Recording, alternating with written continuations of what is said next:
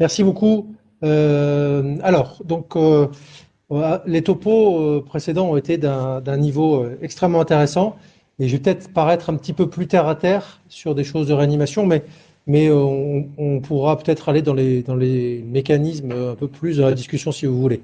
Euh, on commence par un petit cas clinique assez classique, hein, peut-être pour les plus jeunes qui nous écoutent.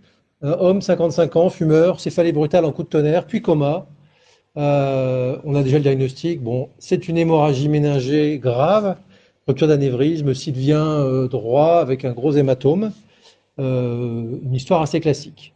Euh, il est hypoxémique quand il arrive. On lui fait une radio, on tombe sur des infiltrats diffus bilatéraux. Ça ressemble pas tout à fait à une inhalation assez classique. On lui fait un électrocardiogramme, on tombe sur des troubles de la repolarisation diffus.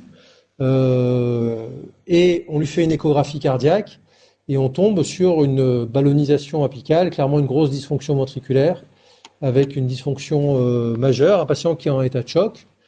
Et en fait, le diagnostic est assez simple, hein, mais c'est un syndrome de Takotsubo hein, qui a été décrit par les Japonais. Takotsubo voulant dire amphore en japonais. Et en fait, c'est une ballonisation apicale qui fait que quand on fait une coronarographie et une ventriculographie, on a un aspect en amphore qu'on voit très bien sur cette image-là et qui est lié, en fait, quand on regarde en strain, à une dysfonction apicale ici, avec la partie apicale du cœur qui ne se contracte plus. Euh, Assez classique, et en fait, on a tous été confrontés à ça. Et en fait, quand on regarde la littérature, c'était décrit finalement pendant la Seconde Guerre mondiale. Hein. C'est les expériences de mort vaudou. Et un très bel article qui décrit ça, en fait, dans les expériences en fait, d'intenses émotions.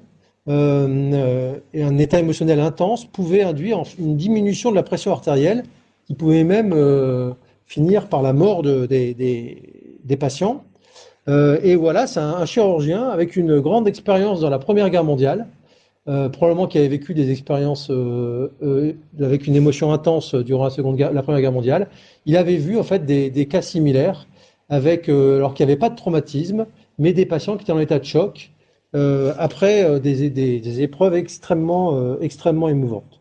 Et donc, une très belle publication en 2005 dans le New England qui montrait ces espèces de dysfonctions myocardiques sévères liées à un état émotionnel intense et avec une fraction d'éjection ventriculaire qui était diminuée à l'arrivée des patients et qui s'améliorait dans les jours qui suivaient.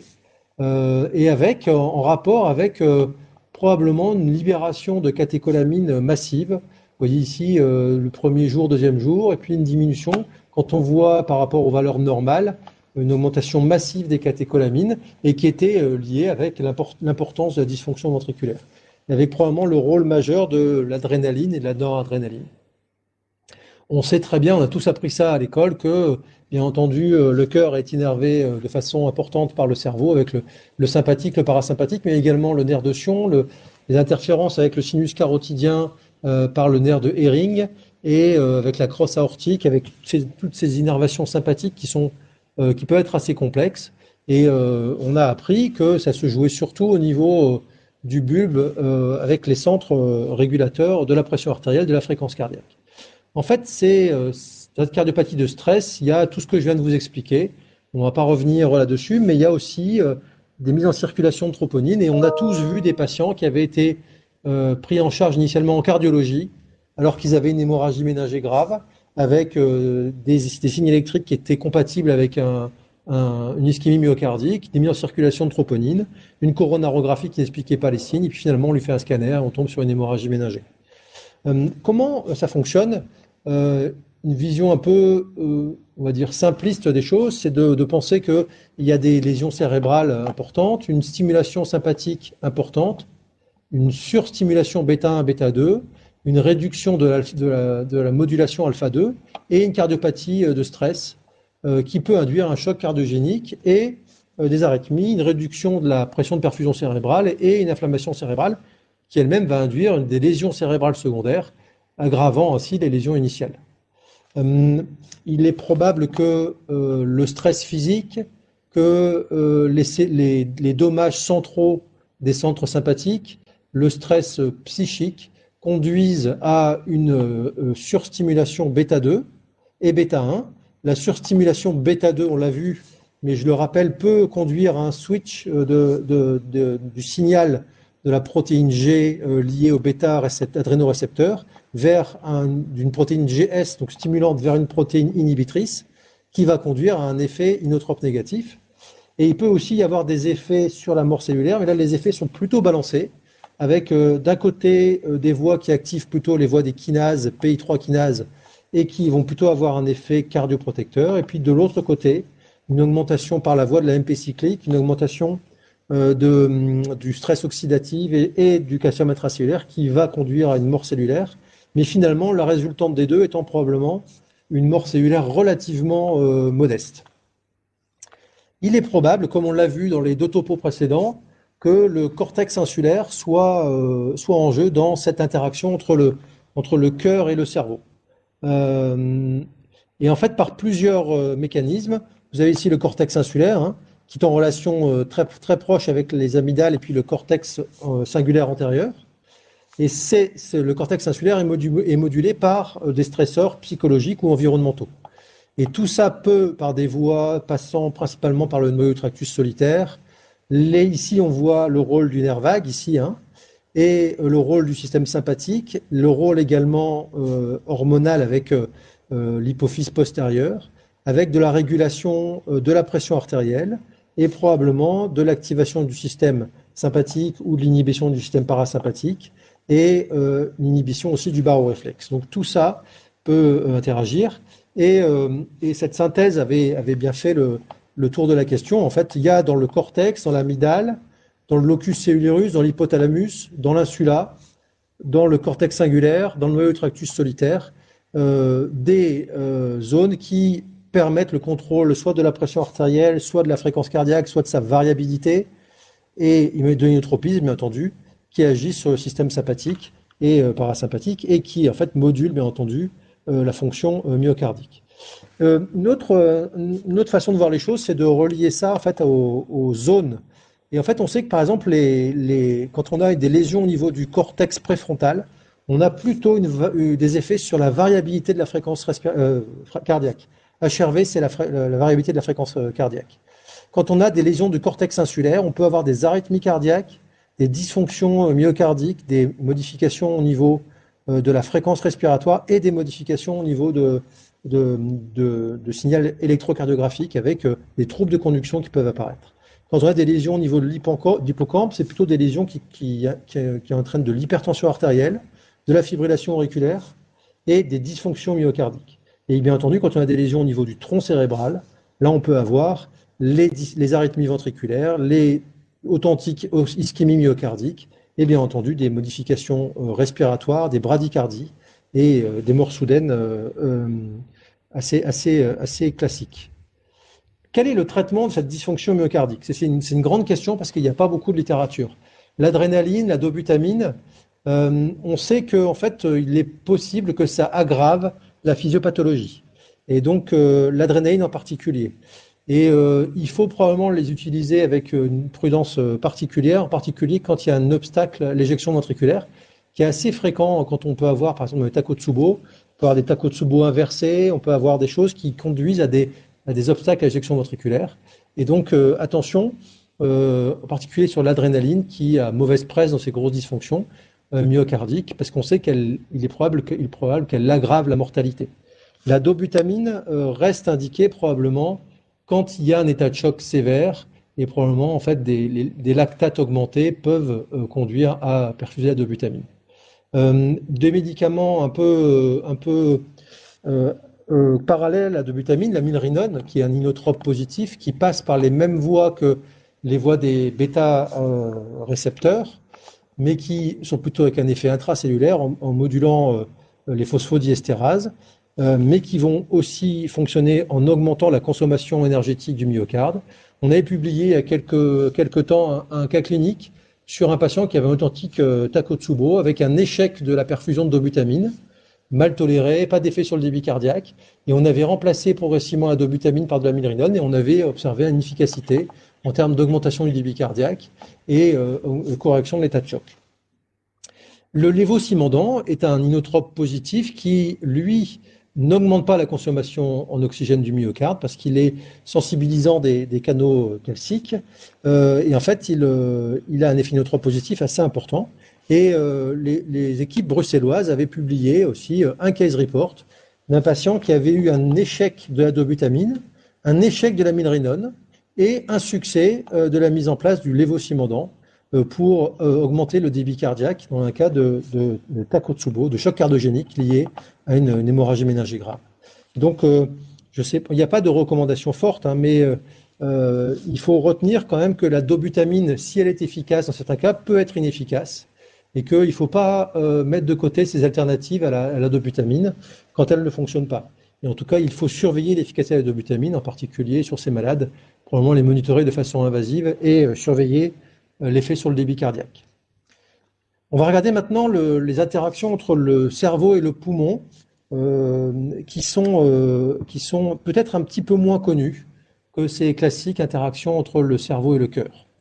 La première observation, c'est que les dysfonctions respiratoires, et le professeur Oki l'a très bien montré, sont très fréquentes chez les malades cérébro-lésés. C'est probablement la première atteinte extracrânienne chez les malades les plus graves, d'autant plus que les malades sont graves, c'est-à-dire avec un score de Glasgow en dessous de 8.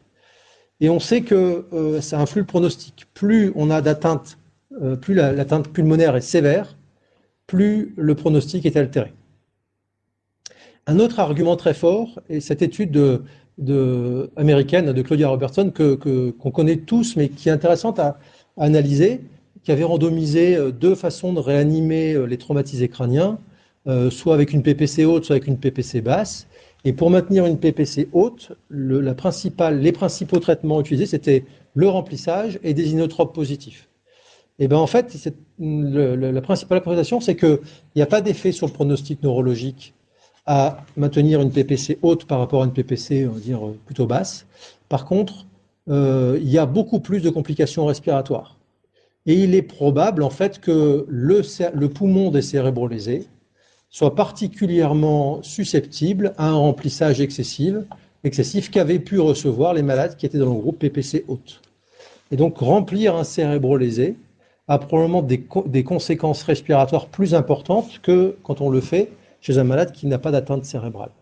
Et tout ça est en relation avec la réponse inflammatoire induite par les lésions cérébrales. Je ne vais pas revenir dessus. Antoine vous l'a bien mieux expliqué que moi.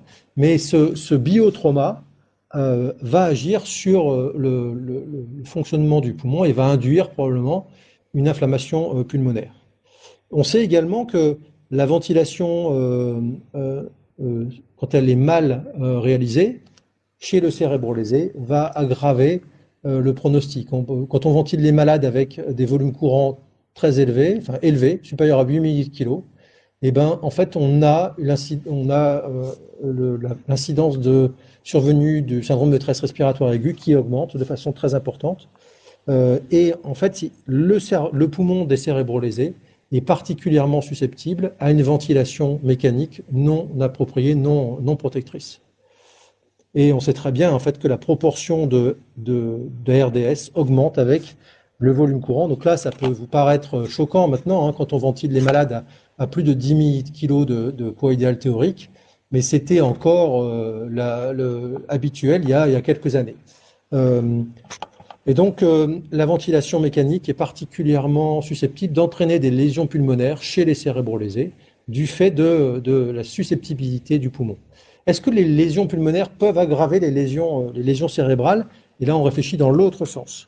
Eh bien, il est probable que quand on a des lésions, par exemple d'infection, ou des lésions traumatiques, ou des lésions pulmonaires, il y a une mise en circulation de protéines qu'on appelle soit des PAMS quand elles sont liées à une infection, soit des DAMS quand elles sont liées à un dommage cellulaire. Ces protéines vont être libérées dans le sang et vont être des médiateurs de l'inflammation. En particulier, on connaît bien le TNF-alpha, l'IL1, l'IL6, et l'HMGB1, hein, qui est une protéine qui est très intéressante parce qu'elle active puissamment l'inflammation. Et cette libération va avoir un effet sur le système nerveux central, avec une ouverture de la barrière hémato-encéphalique, probablement une activation des cellules de la glie, une activation probablement des cellules de l'immunité résidentes au niveau cérébral, une dysfonction myocardique et des dommages endothéliaux et éventuellement de la myéline. Tout ça induisant probablement des conséquences en termes de pronostic neurologique. Et pour faire un peu le lien avec tout ça, il est très probable que le HMGB1 ait un rôle majeur dans tout ça, en particulier en activant les récepteurs TLR4 pardon, et les récepteurs RAGE, dont on sait qu'ils ont la finalité de leur transduction intracellulaire est une augmentation de la réponse pro-inflammatoire. Et on sait très bien que dans le poumon, ces récepteurs, en particulier RAGE, sont des récepteurs qui sont très impliqués dans la survenue d'une inflammation pulmonaire intense et de lésions pulmonaires sévères. Et pour faire le lien, il y a des papiers assez récents, très intéressants, qui suggèrent en particulier, par exemple, chez les patients qui sont en mort encéphalique et qui sont donneurs d'organes, en particulier d'organes pulmonaires. Quand vous avez une mort encéphalique, vous avez une libération massive d'alarmines, de protéines de l'inflammation, comme HMGB1. Ces alarmines vont probablement induire une réponse inflammatoire pulmonaire intense et peuvent compromettre éventuellement le greffon pulmonaire pour la greffe. Mais il est également possible que ça marche également dans l'autre sens avec lors de la greffe ou lors de la pré-greffe, de la post-greffe, un rôle dans l'autre sens de cette inflammation cérébrale par la voie de HMGB1 qui va induire des dysfonctions cérébrales. Et donc tout ça est un peu lié et on voit très bien que il y a des pistes de traitement assez intéressants qui potentiellement passent par la voie de RAGE ou de son récepteur soluble, mais également par d'autres voies probablement. Mais des thérapeutiques visant à diminuer les conséquences pulmonaires, par exemple, des lésions cérébrales, c'est probablement des thérapeutiques très intéressantes. Alors pour conclure, et j'espère dans le temps, on peut dire qu'il y a des lésions cardiaques et pulmonaires induites par l'agression cérébrale. On le sait aujourd'hui, qu'elles peuvent être très sévères et qu'elles peuvent compromettre la survie du patient. La ventilation mécanique aggrave les lésions cérébrales. Ça, on le sait également.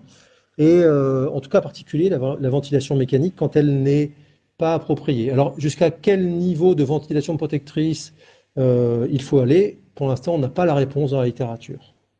Il y a donc ce qu'on appelle un crosstalk interorgane, comme on l'a vu pour l'immunité au tube digestif, c'est vrai pour le cœur et le poumon et le cerveau, ça passe principalement par la voie du système nerveux sympathique, parasympathique, mais également par des médiateurs de l'inflammation qu'on appelle les alarmines, comme l'HMGB1, et qui sont en fait soit des cibles thérapeutiques, soit des éléments extrêmement importants à prendre en compte pour comprendre la physiopathologie de ces phénomènes. Je vous remercie et encore une fois, je vous invite à venir à Euroneuro. Et si vous avez des questions,